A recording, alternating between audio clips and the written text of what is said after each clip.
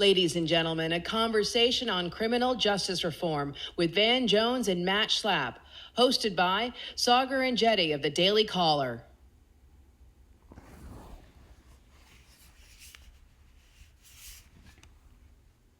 All right, you have to let me, Sauger's in charge here, but I think it's awfully important as the chairman. I'm really basically the host for everyone who speaks here.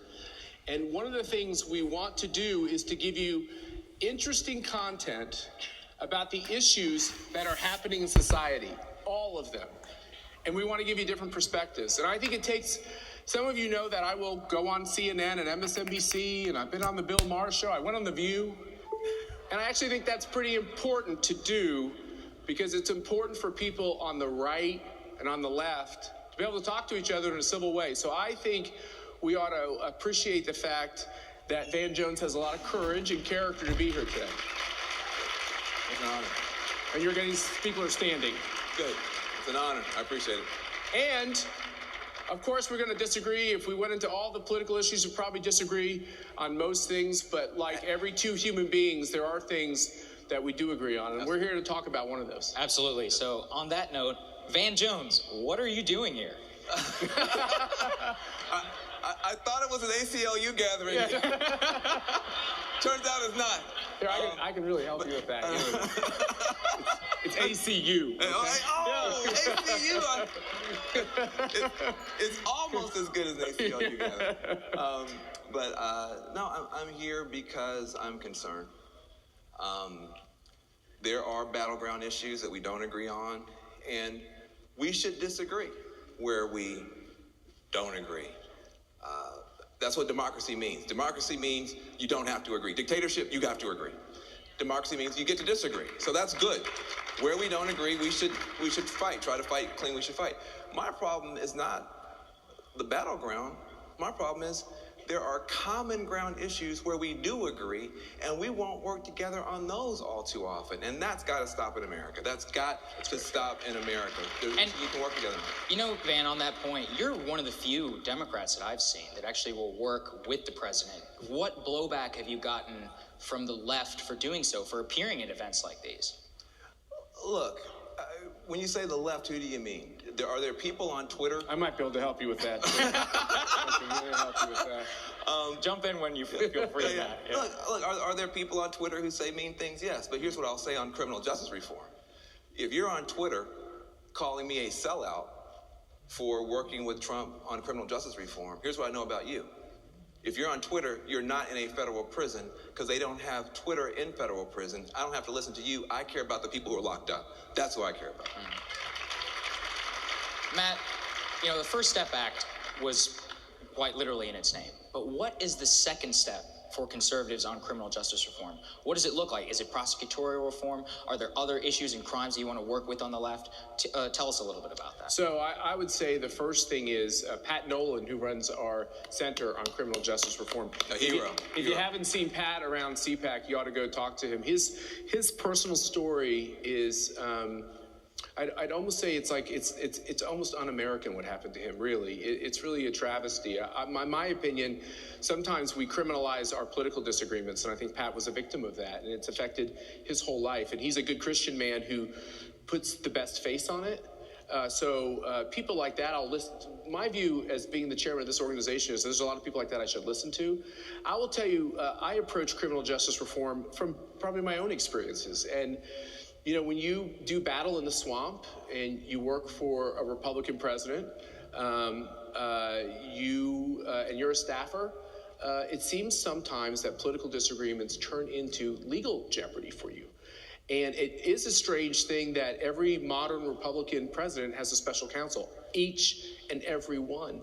And they always seem to find themselves, and the people around them find themselves in the situation where, you know, once again, their political differences turn into them having to hire a lawyer because people are coming after them. And I think we need to call a truce on these things. And look, I know, Van, you and I will disagree on this, but I think that plays into what's happening today with a special counsel. There are times for special counsels, but you know why they call them special? It shouldn't happen every time.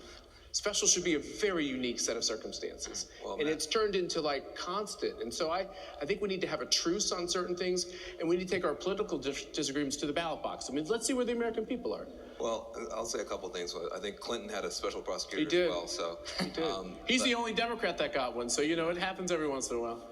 By the way, he had to do a pretty terrible thing to get that, so we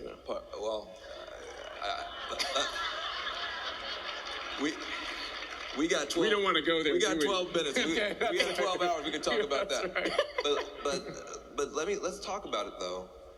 If you think it's tough, and it is tough, to be at a high federal level and have a prosecutor come after you, It's nothing like these people. think about Yep, that's right. the people who don't have a dollar to their name, Yep.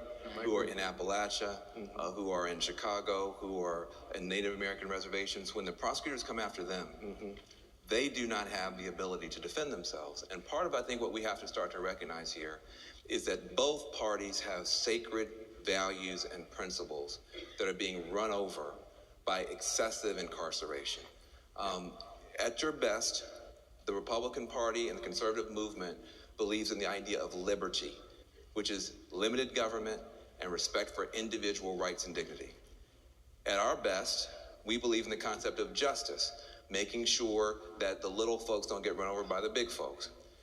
That's why we tell our kids liberty and justice for all, okay? Because if you have justice without liberty, we want social justice. We want to make sure the little people aren't run over, but we don't care anything about individual rights. What we get is totalitarianism. Justice without liberty is totalitarianism. And liberty, let the market do whatever you want to and don't care about the poor, don't care about the planet, gives you too much, too much corporate power in the system. So liberty without justice is also a nightmare.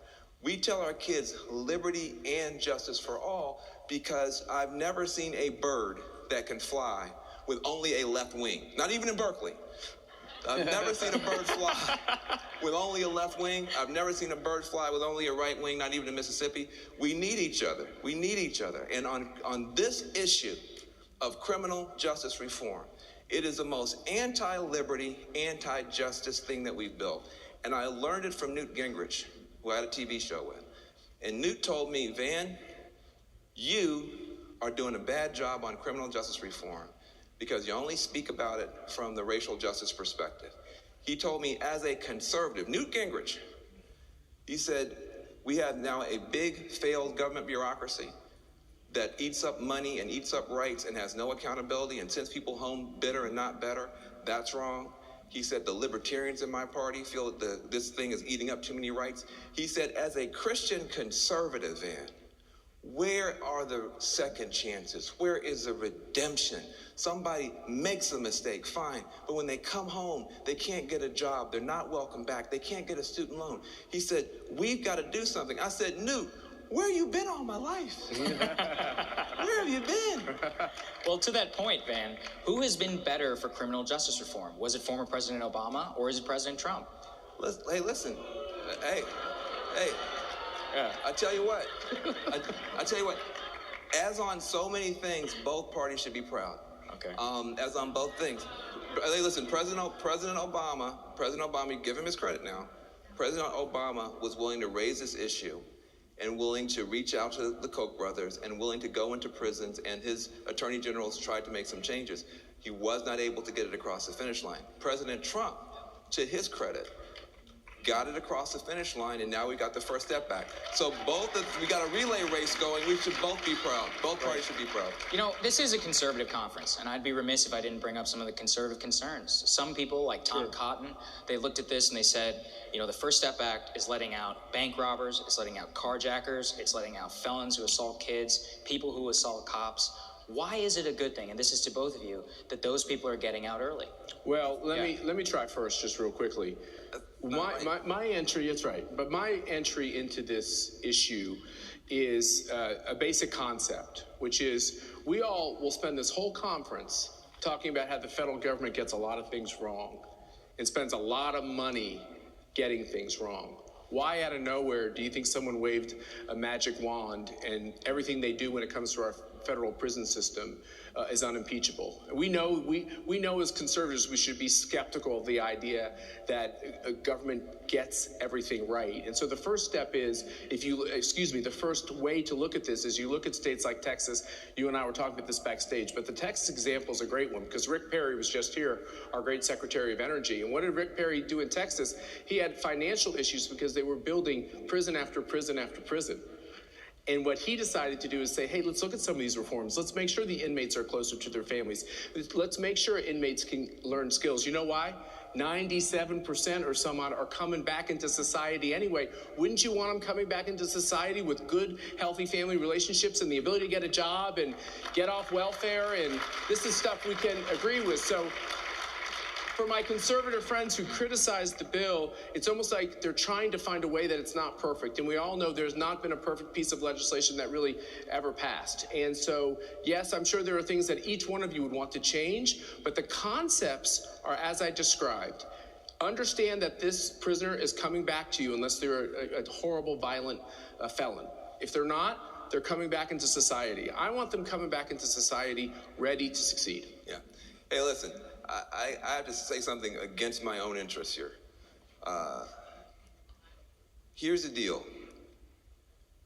The conservative movement in this country, unfortunately, from my point of view, is now the leader on this issue of reform, in that you look at Mississippi, a rock-rib, totally conservative, former jailer is the governor there, Governor Bryant.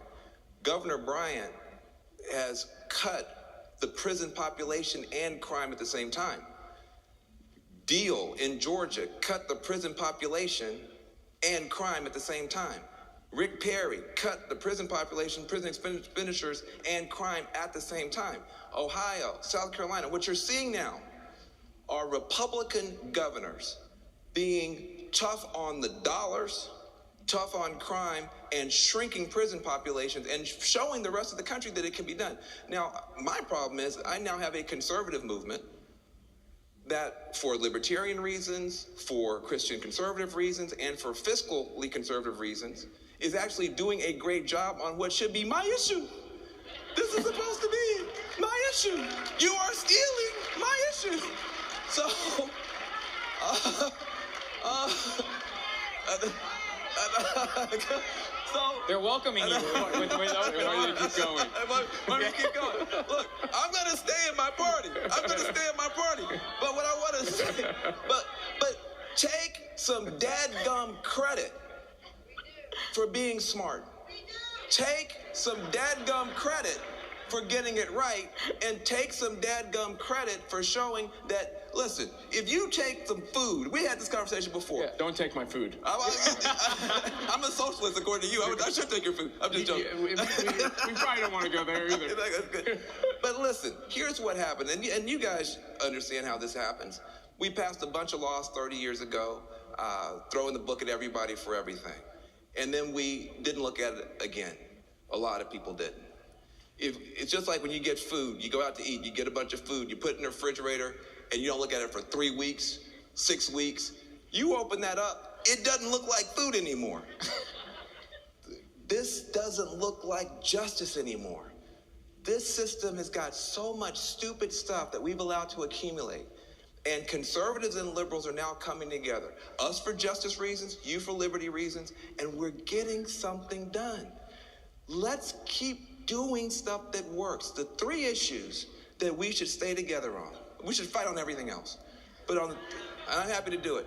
But the 3 issues, please, I've been to Appalachia, I've been to the border, I've been to Native American reservations, I've been to inner cities. It's the same pain. Poverty, addiction, and a broken criminal justice system in red counties and blue cities, wherever you go. And neither party has done enough for the people at the bottom who have those 3 issues. And yet, and I have to say this, Trump on poverty did opportunity zones, on addiction did opioid package, and on criminal justice did First Step. And I'm here to say on those 3 issues, I will work with or against any Republican or any Democrat to help the people that need their party has helped for way too long. That's why I'm here. That's why I'm here. That's a commendable. And I've seen them, Saagar. I've seen Van be willing to walk in the gates of the White House with President Trump, Which is not easy. offer his hand and agree to work in an honest way on issues you agree with. And I think we need more of that in our politics. Absolutely. Van, one thing is, you look at this and your passion for this is clear. But is there any chance that you could come to regret this legislation? I mean, one of the reasons that there was appetite for this, crime is at an all-time low. Yes. We've talked about this in the past about we could see a rise in crime. We could see that one person who is released and who commits a horrible act. How do you recover from that? And would there ever be any regret on your part to see criminal justice reform passed? Look, there's a couple things all in that. We have a strong economy. I thank both President Obama and President Trump for that. We have crime coming down, and it was coming down under Obama and going down. Listen, the liberals were wrong. The liberals said if Trump got in there, he'd destroy the economy, and he didn't. The Republicans said that that Obama had the economy pointing down when it was actually beginning to point up. I think both presidents can be proud, both parties can be proud, and right now is the time to move. You have a strong economy, we need more workers. You got low crime, we could be a little bit braver. And we have some leadership from both sides. I think let's hold up the examples of the positive people who are coming home. Thousands of people are going to come home and do a good job. If somebody comes home and does something terrible, that's horrible. We should take accountability. We should make sure it doesn't happen again. But let's not hold back tens of thousands of people who could come home and do a great job, as is happening in red states, out of fear. So I see David Savavian sitting out here. David does a lot of work for the ACU on this issue. And I just want to finish this Texas example. A conservative governor, Rick Perry, someone we all respect, they closed 7 prisons, 8 prisons, maybe just closed another one recently. They saved $3 billion. I was born in 1967. The crime rate is the same today as it was in 1967. So to maybe a Senator Cotton or others, they didn't see an explosion in crime. And by the way, violent felons, I think, shouldn't be a part of this conversation. We're talking about people who committed crimes, and some cases it was the furthest thing from a violent crime, and sometimes they just made a terrible mistake. And we shouldn't quit on these people. Pat Nolan, who was really the godfather of this movement, who works for the ACU, said we ought to stop putting people in prison we're just mad at and put people in prison who we fear. And that is a limited understanding of government. There's a role for prisons. I don't want my 5 girls to be unsafe on the street. There are people that cannot live amongst us. But there's just a chance that aggressive prosecutors and big government have colored too wide in what those lines are and who does get thrown away. And I don't want to throw those people away, because we all know, as conservatives and free market people, there's an opportunity cost to every kid you lose and every kid that doesn't get to live up to his full responsibility. And I don't know about the rest of you, but I didn't just need a second chance. I've needed a lot more than a second chance in my life. And my mom is out there. She knows that. She don't talk to her. She knows too much. Well, I got to find Mama Schlapp after this. But Matt, a final political question on this. I want to say something as well, but go ahead. Please, Yeah, absolutely. We're good. I get to determine how much time we have. Okay, good. Yeah, so this is one of the things I get to do. Yeah. That's Let good. him go. Well, Please. Well, I don't want to get credit I don't deserve. You mentioned Dave Safavian, who's done an extraordinary job. I happened to be able to found, with Newt Gingrich's help, a bipartisan group called Cut 50, and it was directly impacted people who either been to prison, who had their loved ones who went to prison, like Jessica Jackson, like Lewis Reed, like Topeka Sam, who really fought the fight every day. Frankly, like Jared Kushner, whose father went to prison, who understood we've got so much stupidity in the system. Take out the stupidity. You can still handle the worst of the worst if that's what you want to call it. But there's a lot of stuff happening here that doesn't make any sense. And so let's listen to the people in their millions who have had contact with this big failed government bureaucracy and can tell you how dumb it is. Let's give them some credit. And then also, there's a way that we've been stereotyping each other and missing each other. I shouldn't have just found out all the good stuff that conservatives have been doing inside of prison ministries. If you heard some of the stories coming from some of our communities, your hearts would break. We talk about each other. We don't talk to each other. I think about my Muslim friends. As I've gotten to know them, they embarrass me, because the Muslim community, they've got the lowest crime rate. They've got the American Muslims, lowest crime rate, highest entrepreneurship rate. If a Muslim family moved in next door to me, I'd be so happy because my kids would probably get in much less trouble because they pray together, they work together. We talk about each other. We don't talk to each other. Undocumented immigrants right now have a lower crime rate than the rest of us, and yet we don't talk about that. No, hold on. What I'm saying is... I told you I control the time. Okay, good. What I'm saying is there are stereotypes about Trump supporters. There are stereotypes, exactly. There are stereotypes about Trump supporters. There are stereotypes about straight white men. And I'm going to tell you right now, I'm sitting next to one of the best people in this country who's a straight white man, and a Trump supporter. And we've just got to stop talking about each other and talk more to each other. We will find other areas, whether it's family leave, whether it's infrastructure, where we can get stuff done together. And I just want to speak from my heart and say, being invited here, even just now, we didn't agree on everything I just said, but I think the spirit of what I said, just don't go with the spirit of what I'm trying to say is, as I've gotten to know more people working on this issue, my mind has been changed. My heart has been changed. My understanding of what we can do together has been changed, and that needs to happen more. That's all I'm saying. On such a positive note, we got to end there. Thanks, guys. I love you, Jeffrey Lord. I see Jeffrey Lord. Thanks, man. Good.